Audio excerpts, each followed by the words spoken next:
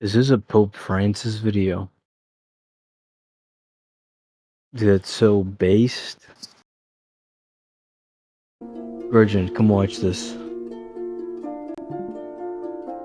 Mm-hmm. What is it? The beautiful Chris Room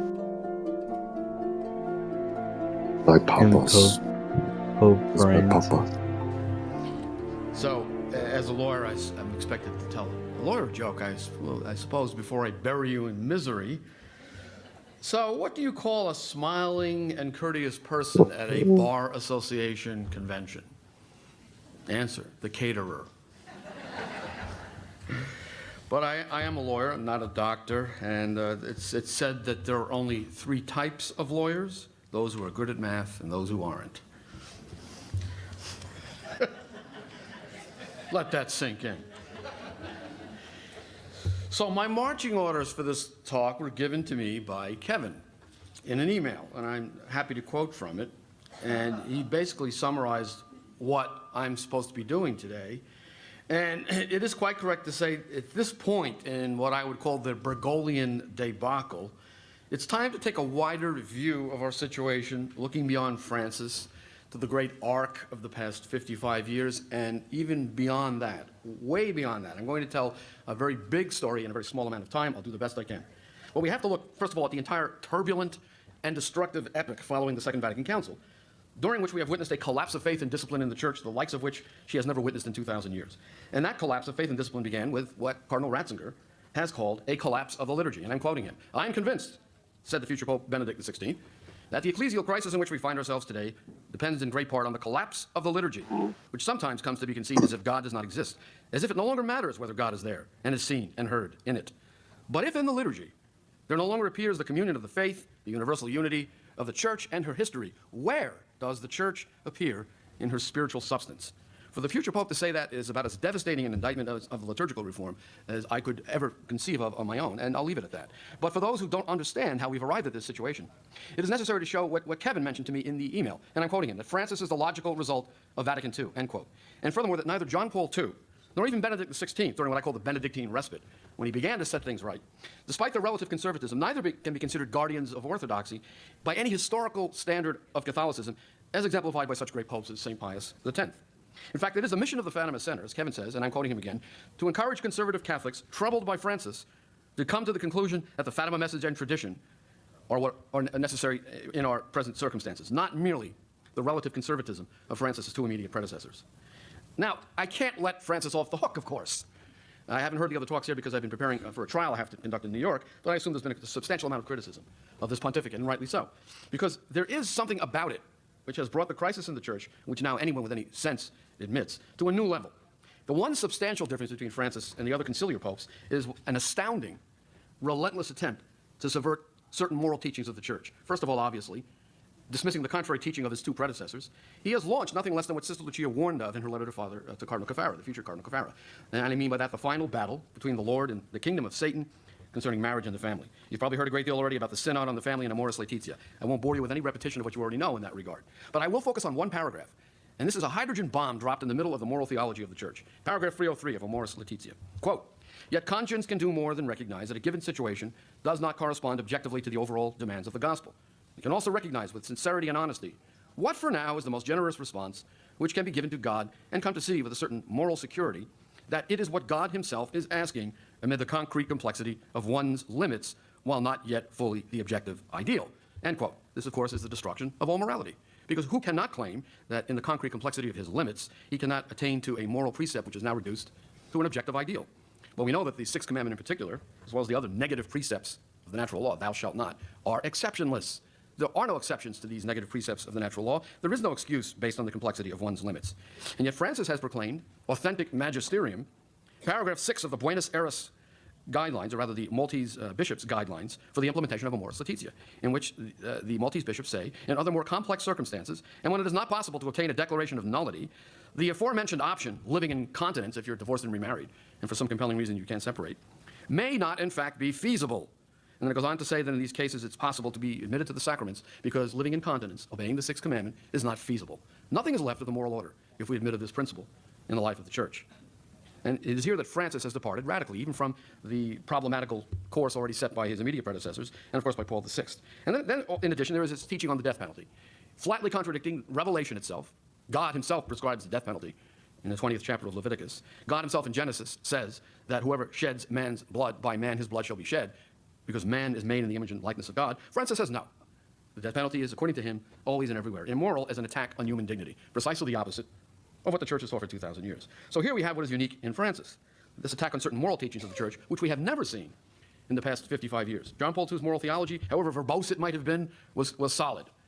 There are certain confusing aspects in his teaching on theology of the body. I won't get into that. But we never had a frontal attack on something as fundamental as the Sixth Commandment. Now, Francis says of himself, I am by nature oblivious and cosciente, and so I go ahead. This is what he said to a group of students at the Vatican last May. So in this respect, we can say that Francis is both a cause and a symptom of the current ecclesial crisis.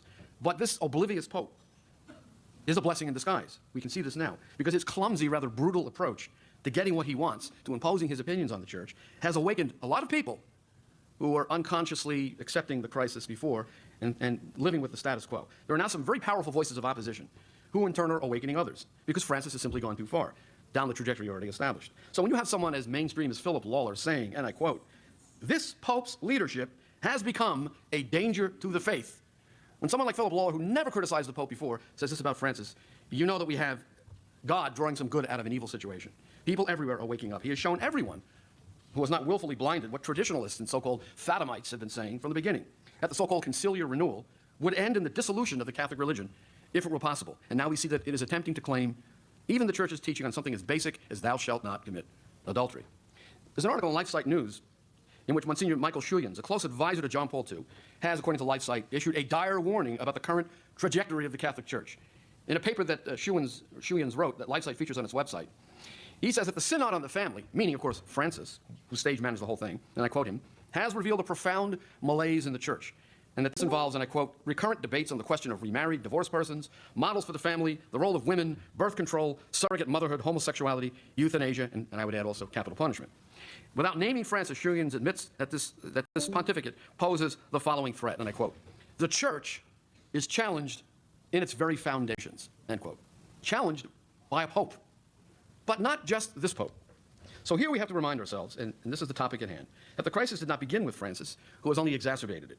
Aside from the moral subversion that is unique to this pontificate and represents the height of the post-Vatican II crisis, what we have seen with Francis is, we have to admit, more or less, the same thing we have seen from his two immediate predecessors. For example, rampant ecumenism. Nobody has ever outdone John Paul II in that department. As he declared in Ut Unum Sint, ecumenism, a word that was unknown in the Church before 1962, and I quote him, is not just some sort of appendix which is added to the Church's traditional activity. Rather, ecumenism is an organic part of her life and work, and consequently must pervade all that she is and does. And it was he who bestowed pectoral crosses on fake Anglican bishops. It was he who first participated in joint liturgies with Protestant ministers. It was he who conducted a prayer meeting in St. Peter's Basilica, in which, to quote him, I joined the Lutheran archbishops, the primates of Sweden and Finland, for the celebration of Vespers. What about interreligious dialogue? John Paul II's Assisi events are the apex of that scandalous novelty. No one has ever outdone that, not even Francis, with the rather ludicrous prayer for peace in the Vatican gardens with Jews and Muslims, or the even more ludicrous soccer game for peace in 2002. What about religious indifferentism? Well, it was none other than John Paul II in Redemptoris Missio, who sounded the whole post-conciliar theme. Quote, different peoples, cultures, and religions are capable of finding common ground in the one divine reality by whatever name it is called, end quote. Whatever name, it's all good. What about popes visiting synagogues? John Paul II was the first. Benedict II. Francis finishes third place in that novelty contest. What about popes visiting mosques? John Paul II did it first, followed by Benedict XVI, who set, and I quote a press account, a new papal record for mosque visits by popes twice in 7 years. Well, how about popes visiting Lutheran churches and participating in their liturgy? John Paul II and Benedict XVI have been there and done that, long before Francis arrived from Buenos Aires. What about something relatively minor? The exclusive papal press interview, in which all kinds of bad things can happen. Well, that originated with John the 23rd and Paul VI. They were the pioneers of that innovation. Well, how about airborne press conferences? Benedict XVI did it first in 2007, and again in 2010. What about environmentalism, papal environmentalism? Was Francis the inventor of that? Not at all.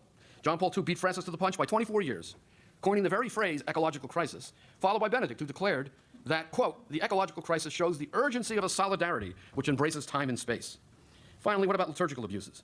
Not even the Pope Francis beach party bingo mass in Rio outdid the repellent liturgical spectacles we had to endure during the papal voyages of John Paul II and even Benedict, who I have to admit looked extremely distressed to have to sit through at least one of them. I think it was the one in Australia. But we have to go further. It has to be said that John Paul II and Benedict XVI and Francis are all in turn points on a continuum that began even before them and had its immediate origin in the ambiguous and vexatious texts of the Second Vatican Council, which are unlike the texts of any other council in church history in certain respects. Ecumenism, dialogue, interreligious dialogue, and the so-called liturgical renewal all originated in these texts. And the results of these novelties, whether you take them individually or collectively, has been an ecclesial disaster of unprecedented proportions. I'm not going to rehearse the statistics about the decline in the church. I will give you one statistic. In 1970, the world had 419,278 priests. In 2012, there were 5,000 fewer, even though the Catholic population had doubled. But then you have to ask, how did Vatican II happen? Now we have to go back even further than the Council, much further, in order to understand the Council as a culminating historical event. And to set the stage for that part of the discussion, I will refer to a famous observation of Dietrich von Hildebrand in 1973. And I quote, "The poison of our epoch is slowly seeping into the church herself, and many have failed to see the apocalyptic decline of our time." Now, this observation of Hildebrand comes from quite an authority. Pius XII called him a 20th century doctor of the church. And I want to focus on three elements in that observation for the remainder of the talk. First, the poison of our epoch. Secondly, its seepage into the church. And third, the consequent apocalyptic decline of our time. Let's first address the poison of our epoch. What is it? It's the spirit of the age. And what is the spirit of the age? It is two things, principally. First of all, politically speaking, it is the total overthrow of the influence of the Catholic Church over the body politic and the shattering of the unity of the mystical body of Christ. Second, speaking ecclesially, within the church, it is the emergence of neo-modernism before the council and its de facto triumph after the council. Let's take the political aspect of this first. And here we have to go back all the way to patient zero in the civilizational epidemic that is now reaching its terminal phase. And patient zero is Martin Luther. Now, we think of Martin Luther's rebellion as a religious rebellion, which of course it was, but I want to discuss it under the aspect of the political changes that go into the spirit of the age that we witness today. The emergence of the spirit of the age began with his rebellion, but that led immediately to a new kind of a merger between the state and the church. For example, the Church of England, Luther's German principalities, and in Switzerland with the Calvinist institutes. And what you had immediately was a reversal of the proper order of things. Whereas before, the state power had been subject to the church, now the monarch reigned over the religious power in the new version, the Protestant version of the confessional state.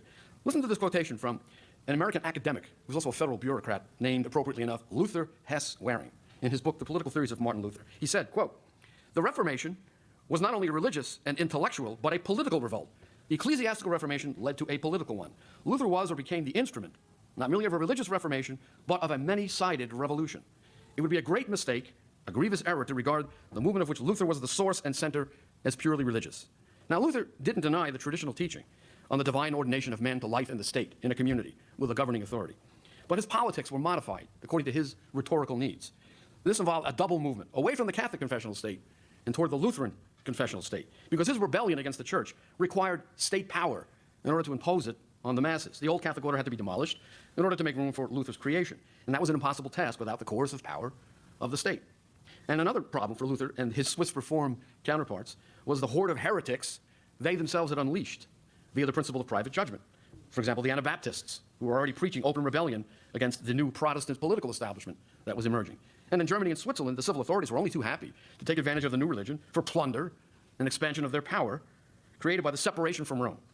So Luther provided an excellent vehicle for that purpose. And what resulted, writes Hess, whom I just quoted, was, and listen to this carefully, absolute political power within the state, supreme power to regulate all affairs within the state, and yet itself subject to no authority, end quote. In other words, the civil power becomes supreme and subjugates the church, and a reversal of the proper order of things in the confessional state, although you still had monarchies.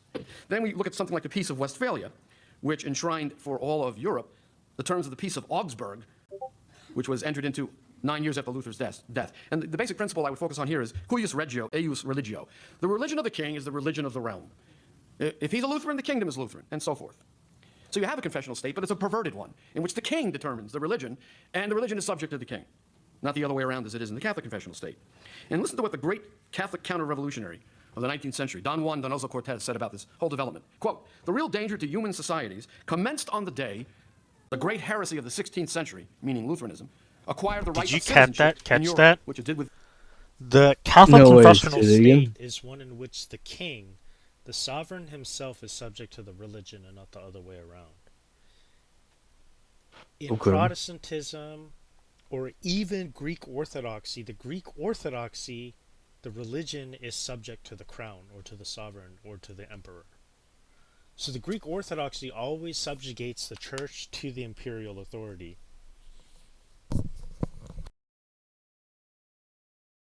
The Peace of Westphalia, the Peace of Augsburg, and Rome's surrender to this new order, separation of the state from Roman authority. Since then, he writes, there is no revolution which does not involve for society a danger of death. This consists in the fact that, as they're all founded on the Protestant heresy, they're all fundamentally heretical. Now, this religious revolution, which still preserved monarchy, was then followed by a philosophical revolution. The founders of liberalism, Hobbes and Locke, made their appearance on the scene. Hobbes died in 1679, Locke died in 1704. They call Locke the confused man's Hobbes, because Locke makes it sound as if he's advocating a conservative and traditional approach to political power, but he's actually advocating what Hobbes is advocating, the raw power of the state. According to Locke, power comes from the people, and there is a right to revolution. How many people can determine this right to revolution? Locke grudgingly admits finally any Tom, Dick, or Harry who thinks that the king has violated his charter, his trust with the people, can declare the charter to be at an end and demand the exercise of the right to revolution. Locke also was the first, a pioneer, in the separation of church and state. He disqualifies the church from any role in political life, precisely because, according to him, we don't know which is the true church. We don't know it because Protestantism has separated itself from Rome and divided into multiple conflicting sects. So Locke takes advantage of that situation, gives us the first liberal cure for the disease of liberalism. Since we don't know the true church, we can't have any church guiding the life of the state. It took about 80 years or so for the first working model of Locke's political theory. Power comes from the people. There's a right to revolution. Monarchy can be overthrown in favor of democracy.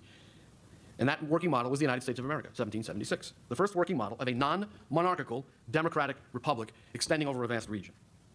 With a president that is, in fact, a disguised monarch, as the Anti-Federalists warned, but we were told that we had been liberated from the chains of monarchy. And there's a story I like to tell about the President of the United States. I was on vacation in Florida once. I was playing tennis at a retirement community. And I was sitting with these retarees. They're all talking about their various medical conditions, which is what they do. And I brought up the subject of politics, and I said, you know, we have President Obama, and he lives in a mansion in Washington. It costs about $1 billion a year to maintain him in the style to which he's accustomed. He flies around in this massive jet plane. He goes on these multi-million-dollar vacations. He commands the world's most powerful army. He has the power of life and death by means of the presidential pardon. And with a few simple commands, he can destroy the whole world in a nuclear war. Then I paused for dramatic effect, and I said, thank God we have no king, though. So don't kid yourself. We never got rid of monarchy. It's just disguised in the form of the absolute will of the majority, removed by given an us a president election, who as has exercises just his absolute happened. will according to the An will of the majority. unprecedented event, which And then, of could course, there never was happen in 1789, the monarchy. French Revolution, followed by the European and Latin American revolutions, overthrowing monarchy everywhere, so that by the late 19th century, with the exception of the Austro-Hungarian Empire, Clockwaits, what do Wilhelm you II think? Hohenzollern in Germany, and the vestigial I just said what I think. What's your further question? monarch in England, which doesn't Wait, count for were you anything. watching the whole In thing? my opinion, it's basically a I republic. just With those joined exceptions, mere the entire seconds once Christian ago. West But to now say that experiences we the are a emergence of disguised secular monarchy state, when we can separated remove the from church monarch at and recognizing will no authority is from not itself, higher than itself. Now, Pope Leo describes this entire process in his encyclical Immortality Dei in 1885. This isn't just me talking. This is the magisterium assessing this whole trajectory in the establishment of the political spirit of the age. Immortality Dei, 1885, and I quote, "There was once a time when states were governed by the philosophy of the gospel. Then it was that the power and divine virtue of Christian wisdom had diffused itself throughout the laws, institutions, and morals of the people, permeating all ranks and relations of civil society.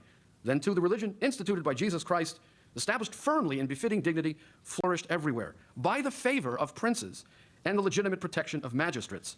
And church and state were happily united in concord and friendly interchange of good offices. The state, constituted in this way, bore fruits important beyond all expectation. Christian Europe was subdued barbarous nations, changed them from a savage to a civilized condition, from superstition to true worship. It victoriously rolled back the tide of Mohammedan conquest, retained the headship of civilization, stood forth in the front rank as the leader and teacher of all in every branch of national culture, bestowed on the world the gift of true and many-sided liberty, true liberty, the liberty of the sons and daughters of Christ." And he goes on to say a similar state of things would certainly have continued had the agreement of the two powers, church and state, been lasting.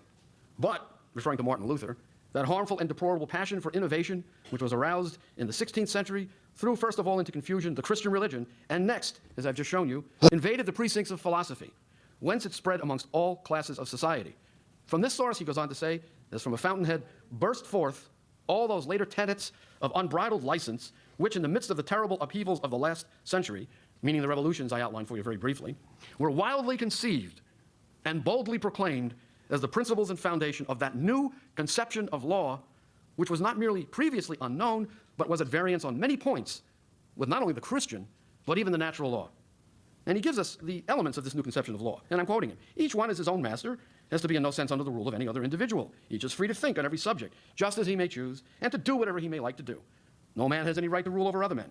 Government is nothing more or less than the will of the people. And people being under the power of itself alone is its own ruler. The authority of God is passed over in silence, just as if there were no God. Or as if men, whether in their individual capacity or bound together in society, owed nothing to God. Or as if there could be a government of which the whole origin and power did not reside in God himself. The denial of the ultimate origin of political authority in God himself is fundamental to the spirit of the age. No, we are the authority, not God. Another error he specifies. The state does not consider itself bound by any kind of duty toward God. The state is not obliged to make a public profession of any religion. All questions that concern religion are to be referred to private judgment. Everyone is free to follow whatever religion he prefers, or none at all. The judgment of each person's conscience is independent of all law. The most unrestrained opinions may be openly expressed as to the practice or omission of divine worship. And finally, everyone has unbounded license to think whatever he chooses and publish abroad whatever he thinks.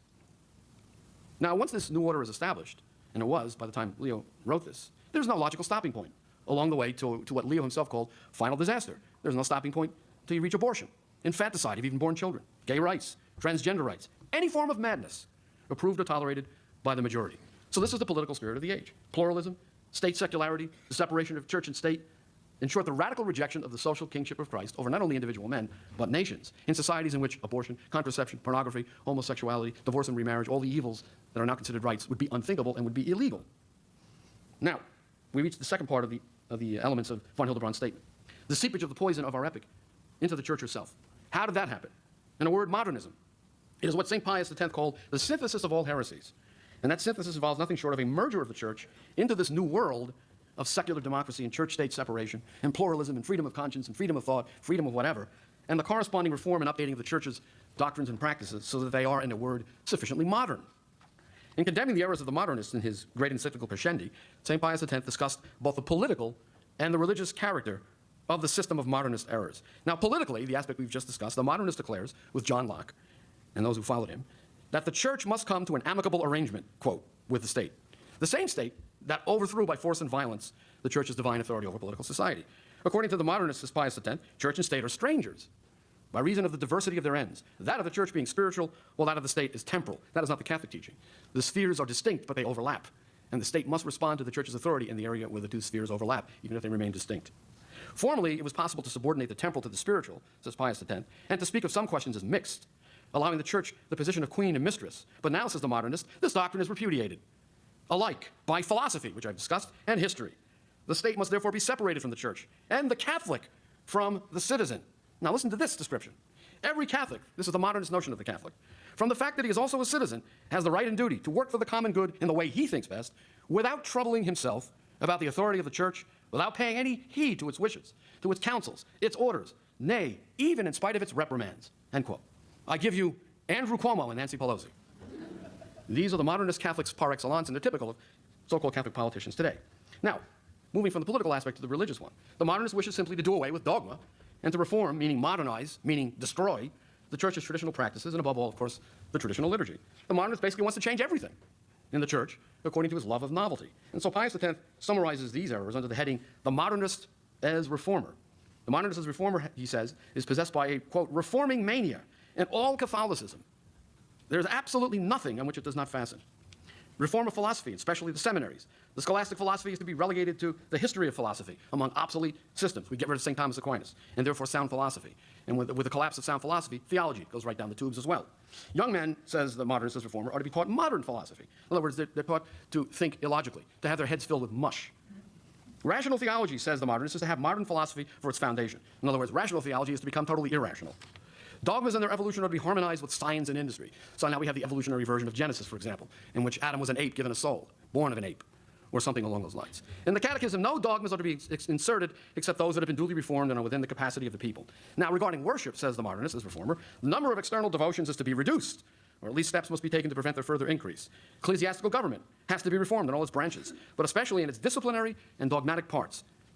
And next, in its spirit with the public conscience, which is not wholly for democracy, a share in ecclesiastical government should, however, be given to the lower ranks of the clergy and even to the laity, and authority should be decentralized. What do we have now? We have episcopal conferences, we have presbyteral assemblies in the dioceses, and now we have the synodal church, according to Francis. He openly says, We have the synod on synodality. I wish to decentralize all authority in the church. At the same time, of course, he exercises a brutal centralization to get what he wants. Finally, and this basically sums it all up, the modernist reformer says that ecclesiastical authority must change its line of conduct in the social and political world while keeping outside political and social organization. It must adapt itself to those which exist in order to penetrate them with its spirit. The church must change to keep up with the times. Now, Pius X did what he could to suppress modernism. To a lesser extent, so did Pius XI and Pius XII, for example, with his encyclical Humani Generis. But when their collective finger was removed from the dike at the Second Vatican Council, a flood burst forth from the dam that gave way. So we have Cardinal Sunin saying that Vatican II is the French Revolution in the church. We have Yves Congar saying the church has had peacefully its October Revolution. And we have Cardinal Ratzinger, before he became Pope, saying this about the primary conciliar text, Gaudium et Spes, which inaugurated this opening to the wonderful modern world. He said that it is to be viewed as, quote, a counter-syllabus. In other words, counter to the syllabus of errors of Pius IX, who condemned all the errors of political modernity I've outlined for you. A counter-syllabus, and as such, an attempt at an official reconciliation on the part of the church with the new era inaugurated in 1789. An attempt by the church to reconcile herself to the spirit of the age exemplified in the French Revolution. And so we have Paul VI at the end of the council saying this about the modern world.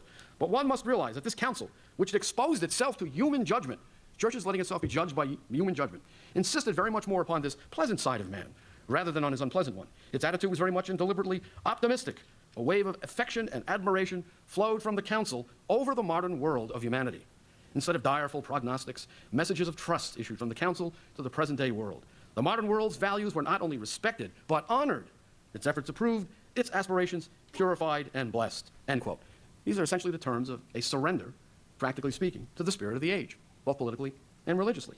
And this was accompanied, of course, by the absolutely disastrous adaptation of the traditional liturgy to suit the sensibility of the modern world. Listen to what Paul VI said about his own decision in his general audience address of November 26, 1969, speaking of the new liturgy that he was about to foist upon the church. Quote, "It is here that the greatest newness is going to be noticed, the newness of language. No longer Latin, but the spoken language will be the principal language of the Mass. The introduction of the vernacular will certainly be a great sacrifice for those who know the beauty, the power, and the expressive sacrality of Latin." Yeah, if you like beauty, you know. "We are parting with the speech of the Christian centuries. We are becoming like profane intruders in the literary preserve of sacred utterance. We will lose a great part of that stupendous and incomparable artistic and spiritual thing, the Gregorian chant. We have reason for regret, reason almost for bewilderment. What can we put in the place of that language of the angels? Why? We are giving up something of priceless worth. But why?" This is the Pope. "What is more precious than these loftiest of our church's values?" All good questions. He had no sensible answer to them other than, well, English is easier, the vernacular is easier to understand. And of course the result was, as Cardinal Ratzinger said, and I quoted at the beginning of the talk, the collapse of the liturgy, which he himself says is central to the crisis in the church. It began long before Francis. And then of course Paul VI proceeded to abolish the oath against modernism. And the index of forbidden books went down into the memory hole. And the church was decentralized with episcopal conferences, presbyteral councils, and parish councils. And religious liberty in the modern sense was accepted. The church abandoned her claim on nations and de facto abandoned the social kingship of Christ's doctrine. And with those developments came the end, the actual end of the church's stance as an opponent of state power with moral authority from God and authority superior to any earthly ruler's authority. Then, of course, ecumenism led to the abandonment of the dogma that outside the church there is no salvation, at least de facto. It's still there on paper. In fact, all the doctrines and dogmas are there on paper. But in practice, as we can see, everything has changed. And as I show in my book, The Great Facade, all of this has happened without a single actual papal command that we must embrace any of these novelties. You can be a Catholic in every way you could before the Second Vatican Council. You can live your faith and practice your faith and teach your children as if Vatican II never happened, and you would be a Catholic in perfectly good standing. That's why I call it the Great Facade. And we know that in Summorum Pontificum, the greatest element of the Great Facade, the fraud of all time in church history, was exposed by Benedict XVI, in which he said that the traditional Latin Mass was never juridically abrogated, and in his explanatory letter to the bishops he added, was in principle always permitted. Thanks. Now you tell us. After 40 years of deception, he unmasked the deception. Now, Paul VI lamented this disaster he had caused. He knew the church was falling to pieces all around him, but he could not admit to himself that his own reckless decisions were responsible for it. There's a rather ludicrous and kind of sad episode in the midst of all this chaos. His mentor, Jacques Maritain, another deluded visionary who thought the council was going to be the great renewal of the church and would bring about a miraculous conversion of the modern world. His mentor and his fellow deluded visionary said, "We have a terrible situation here. What you should really do is enunciate a credo of the people of God, reminding people of all the things that Catholics believe." Just a moment, wasn't Vatican II supposed to be the council that restated the wonders of Catholic dogma in accessible terms so that the whole world could see just how beautiful and reasonable the teaching of the church was? Well, here we are in the aftermath of the council. Paul VI, in desperation, has to enunciate a new credo of the people of God. It's basically an enumeration of all the doctrines and dogmas of the Nicene Creed. And who wrote it for him? Jacques Maritain, the principal author of the Credo of the People of God, was a layman helping the Pope issue this rather pathetic document, reaffirming everything that Vatican II was supposed to have enshrined in a new and wonderful and accessible way, and everyone had forgotten it all in the space of a few years. Now, we jump forward to the year 2010. Monsignor Guido Pozzo, secretary of the Pontifical Commission, Ecclesia Dei at the time, speaks of what Paul VI confronted and what we confront today. He said, and I quote, July 2nd, 2010, "Unfortunately, the effects as enumerated by Paul VI have not disappeared. A foreign way of thinking has entered into the Catholic world, stirring up confusion, seducing many souls, and disorienting the faithful. There is a spirit of self-demolition that pervades modernism." Now, I told you a few moments ago that the penetration of the spirit of the age into the church, ecclesially speaking, is the penetration of modernism. And here is the very secretary of the Ecclesia Dei Commission, the Vatican department in charge of traditionalist Catholics in the traditional liturgy, telling us that this spirit of self-demolition, witnessed by Paul VI, which he unleashed, pervades modernism. And a key aspect of this foreign way of thinking, said Pozzo, is the ideology of dialogue. He refers to a paraconciliar ideology, which uses dialogue to subvert the church by, quote, "emptying it of meaning more and more, and obscuring the urgency and the call of conversion to Christ and adherence to his church," end quote. This is him speaking in 2010, after 50-plus years of this insanity. And the final outcome of it all is a reduction of the faithful to a remnant. It's basically the remnant who have more or less not gone along with the changes. And here you have to assess the impact and the emergence of this remnant of the new liturgy. Listen to what Klaus Gamber says. This is in the book, Reform of the Roman Liturgy, written by Gamber with the approval of then Cardinal Ratzinger, who wrote the French language preface to the book. And I quote, "A Catholic who ceased to be an active member of the church for the past generation, and who, having decided to return to the church, wants to become religiously active again, probably would not recognize today's church as the one he had left. Simply by entering a Catholic church, particularly if it happens to be one of ultra-modern design, he would feel as if he had entered a strange, foreign place. He would think that he must have come to the wrong address, and that he accidentally ended up in some other Christian religious community. If that, by the way. So this is a demonstration of the operation of the principle lex orandi, lex credendi. You believe the way you worship. If you worship in a way that minimizes the teachings of the faith above all the real presence, you will cease over time to believe in them. You will unconsciously be boiled alive like the proverbial frog in the pot, and you won't even know what's happening to you. Now, on the other hand, those who have maintained their attachment to the traditional liturgy, through no merit of their own, it's the grace that God makes available to everyone, have maintained fidelity. Maybe you've seen the survey in the Catholic Herald, conducted by Father Donald Kloster and certain collaborators who are expert in statistical analysis and polling. Here's what the survey found. 99% of Catholics who attend the traditional Latin Mass fulfill their weekly obligation. 98% go to confession at least once a year. Only 2% of Catholics who attend the traditional Mass approve of contraception. 89% of Catholics who attend the new Mass approve of contraception. 51% support abortion. And 67% support same-sex marriage. Numerous surveys have shown that, not just this one. In fact, this survey relies on these other surveys for that particular statistic. Women who attend the traditional Latin Mass have a fertility rate of 3.6 compared to 2.3 for Novus Ordo women. Doesn't sound like a great deal of difference, but it means 60% larger family sizes. You know, I've been on radio shows, in particular Mike Church's show, and I'd say this to Protestants and Catholics. Do not complain to me about the outcome of democracy if you're using birth control. We lose elections because there aren't enough of us, because you haven't bothered to have children. If every family, Protestant and Catholic alike, had 4 or 5 children, the Democrats could never win an election. Do not bellyache about the outcome of the last election. You're responsible for it because you wouldn't procreate the way God intended.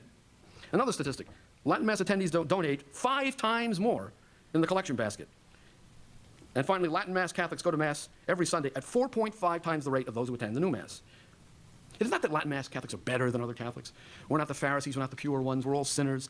And in fact, I'm generalizing, of course, because there are Catholics who attend the new Mass who are extremely devout and pious and put certain traditionalists who are indeed Pharisaical to shame. But the generality holds. You believe the way you worship. And if you maintain a solid Catholic faith and have a large family and do all of the things a good Catholic should do, and you're attending the new Mass, it is in spite of what is offered to you, because what is being offered to you is stones when you want bread. And how many Catholics in the new Mass who have never seen the traditional Mass go to it for the first time and come away weeping saying, why did they steal that from us? I don't know how many times I've heard that. So finally, I'm coming toward the close, we return to Francis, who stands at the end of this long, disastrous trajectory. And we can see that he's not the principal cause of the present crisis, but only its most acute symptom to date. And if you want another example of how acute the symptom is in Francis, listen to this quote from Evangelii Gaudium. "I dream of a missionary option, that is, a missionary impulse, capable of transforming everything, so that the Church's customs, ways of doing things, times and schedules, language and structures can be suitably channeled for the evangelization of today's world, rather than for her self-preservation." End quote. So, after just about everything in the Church has been changed, he wants to do it again. This is the modernist mentality, the modernist as reformer, to perfection. This is exactly the reforming mania, quote unquote, that St. Pius X condemned in Pascendi under the heading, the modernist as reformer. And Francis is also perfectly accommodated to the political spirit of the age. In an interview with La Croix magazine in May of 2016, he said this: states must be secular. Confessional states end badly. That goes against the grain of history, end quote. He doesn't say we have to tolerate the political order, as Leo did. He doesn't say we have to make use of modern liberties as best we can to try to bring back all of society to the form and pattern of Christianity, as Leo said. No, he says states must be secular. And he says confessional states end badly. They don't end badly. They are ended badly by bloody revolutions, by evil, violent men, by Masonic cabals who killed on a mass scale to end the confessional state, which could not have been ended, as I show in my book, Liberty, the God That Failed, without the use of force and violence at every key juncture. The people didn't want that. They didn't want the overthrow of the Catholic state. They didn't want the overthrow of monarchy. They were too busy working their farms and making a living and raising their children and praying the Angelus and observing the 40 days a year of feasts when they didn't have to work. They were busy living Catholic lives. None of this was their idea. It was revolutionary cadres who hated the church and were willing to kill to get what they wanted. That ended the Catholic confessional state. And here he talks about a grain of history, as if he were a Hegelian who says the world spirit rolls out the new order of things in the course of history. No, it was willful men who committed violence to get what they wanted. And so finally, the last part of the talk, the third element of von Hildebrand's statement, the apocalyptic decline of our time. The spirit of the age has penetrated the church, and now we face the apocalyptic decline of our time. Listen to Pius XII at Evangelii Praeconis, around 1950, I believe. Venerable brethren, you are well aware that almost the whole human race today is allowing itself to be driven into two opposing camps, for Christ or against Christ. The human race is involved today in a supreme crisis, which will issue in its salvation by Christ or in its dire destruction. And that is exactly where Our Lady came to Fatima in 1917, when the moral and spiritual collapse of Western civilization and all of former Christendom was already underway and accelerating with the end of World War I. The last monarchies in Europe were gone. Even the libertarian Hans Hermann Hoppe says that with the destruction of the Austro-Hungarian Empire, civilization came to an end. This is a libertarian. Now, his solution is not monarchy. He wants some sort of nonsensical, stateless society in which all state provides security protection. I don't know, some nonsense like that. But a libertarian admits that with the end of monarchy, which was more respectful of individual freedoms than so-called democracy, the mass democracies that oppress us right now, that was the end of civilization. Now, in the third secret, Our Lady warns us of a crisis in both church and state during a time of apostasy in the church that, as we know, begins at the top. And here we cannot ignore the role of the council itself. Benedict XVI, in his last address to the clergy of Rome, speaking of a council of the media, said this: "We know that this council of the media was accessible to everyone. Therefore, this was the dominant one, the more effective one. And it created so many disasters, so many problems, so much suffering. Seminaries closed, convents closed, the liturgy banalized, banalizzata in Italian, a banalized liturgy. How in heaven's name did the Roman liturgy of the Holy Catholic Church become banalized?" He deflects the blame to a council of the media, but it was not the media that implemented the council, but rather the bishops and the conciliar popes, including Paul VI, who spent the rest of his life wringing his hands and weeping over what he had unleashed. But at least the point is made. There would be no council of the media if not for the very nature of the conciliar text itself and the unprecedented opening to the world that Paul VI hailed as a great event, only to spend the rest of his life wondering how he could undo the damage that was happening all around him. Now, it was also Benedict who tied the ecclesial crisis to a world crisis in numerous addresses during his pontificate. He spoke of, quote, the darkness that poses a real threat to mankind, the real threat to our existence and to the world in general. He spoke also of how in vast areas of the world the faith is in danger of dying out, like a flame which no longer has fuel, that God is disappearing from the human horizon. Humanity is losing its bearings with increasingly evident destructive effects. He also says, and I quote, "In the Old and New Testament, the Lord proclaims judgment on the unfaithful vineyard. Yet the threat of judgment also concerns us, the church in Europe and the West in general." Quoting scripture, "If you do not repent, I will come to you and remove your lampstand from its place." Finally, he said, moral consensus is collapsing. Consensus without which juridical and political structures cannot function because of the spirit of the age. Consequently, the forces mobilized for the defense of such structures seem doomed to failure. Of course they are, because there's no longer a link between church and state. And then he says, and I quote, "The very future of the world is at stake." And we cannot forget that it was none other than Benedict who tied the ecclesial and world crisis precisely to the message of Fatima. Remember, during his pilgrimage to Fatima in 2010, he revealed, in a question he chose beforehand to be put to him during the press conference, the third secret reveals realities involving the future of the church, which are gradually taking shape and becoming evident. He goes on to say, as for these new things which we can find in this message, meaning the third secret, there's also the fact that attacks on the Pope and the church come not only from without, but precisely from within the church, from sin existing within the church. This is something we have always known, but today we are seeing it in a really terrifying way, that the greatest persecution of the church comes not from her enemies without, but arises from sin within the church. The church thus has a deep need to relearn penance, to accept purification, to learn forgiveness on the one hand, but also the need for justice. Forgiveness does not replace justice.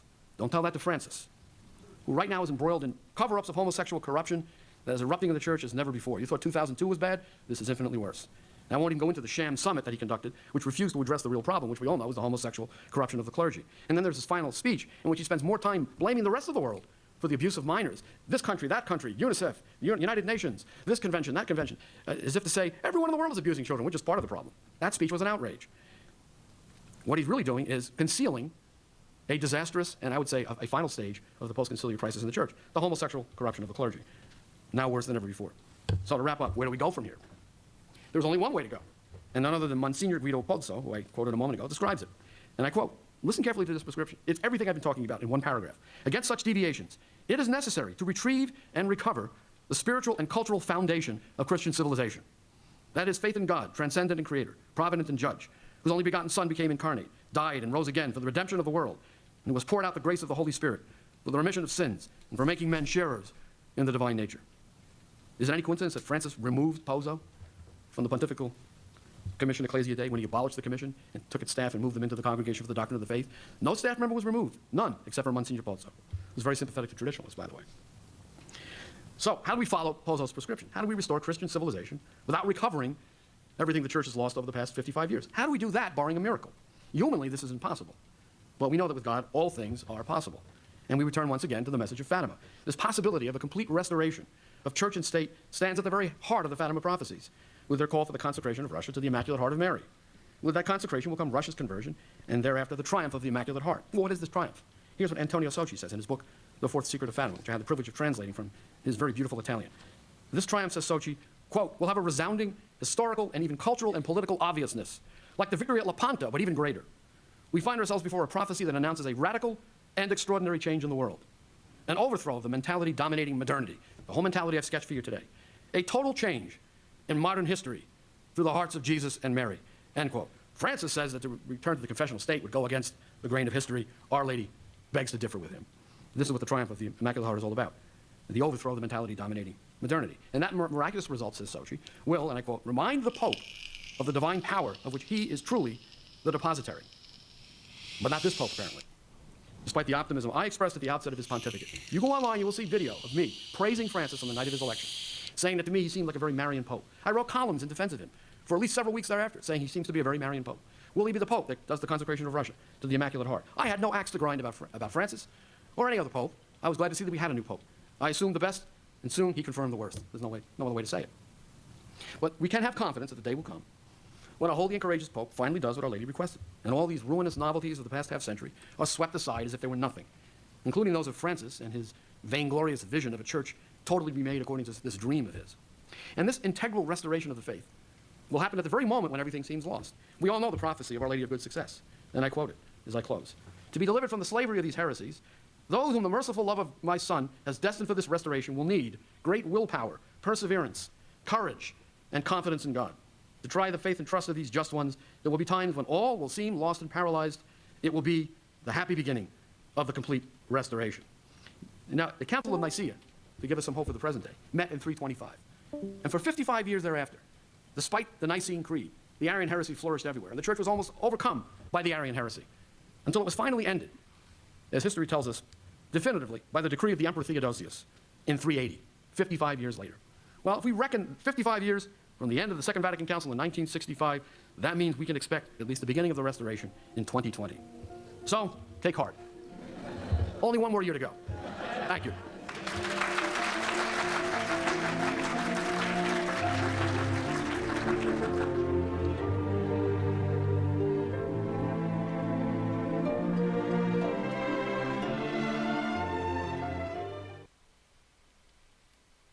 What do you think, man?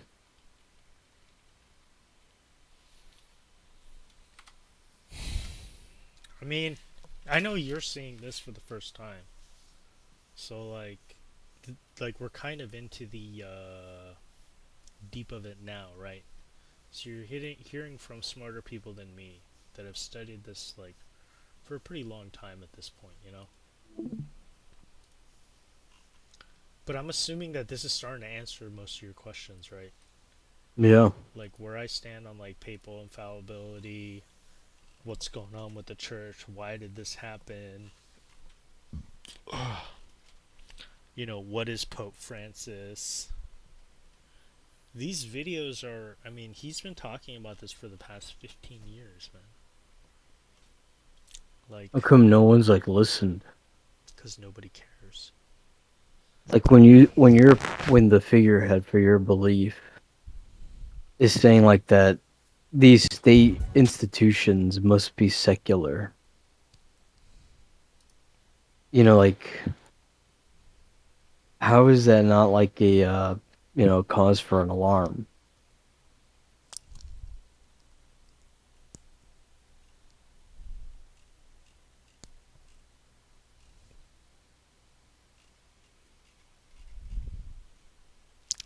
The reality is nobody cares.